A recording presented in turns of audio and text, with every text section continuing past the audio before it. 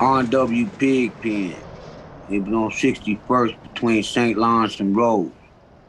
It was special to me because that was the time that I was actually working.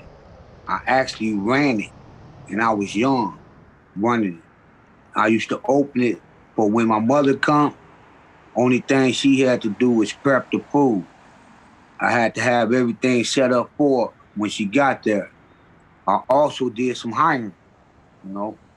I hired a worker where he would come in and scrub the floors for me, and he worked for me. He didn't work for my mother, and taught me responsibility. Served barbecue, rib tips, whole slabs of ribs, hot links. When I was incarcerated, I was able to sit back and reminisce on it, and like, man, only if I can go back in time. But it was, it was too late then. Well, I was gone for 31 years, and when I got out, I started venturing to the old areas to see what was left. I was I was looking for a lot of my father's sign work, okay? And I was venturing around the city to see if any of it's left. And I noticed that all of it's gone. A lot of the places that was there, they vacant lots now. The first time I went on 61st Street and I walked down the street to where our barbecue establishment used to be, and I was like, it was the whole little strip was a vacant lot. That what made me like, man, a whole lot done changed in 31 years. It made me realize that I was in a time warp somewhat, right?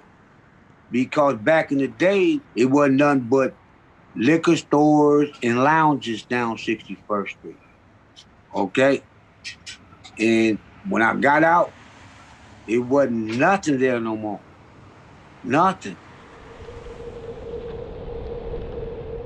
I got locked up in 1984.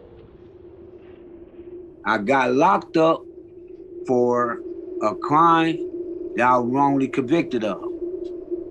I was tortured by Burge and his comrades, but it was 3 officers involved. It was 3 officers that arrested me, and all 3 of them officers participated. All of them was under the command of Jon Burge, and I did 31 years. I was given 4 licenses. I was picked up right in front of my mother's house, and I was taken all the way to 111. At that time, they was trying to neutralize all the leaders within the community any way that they could.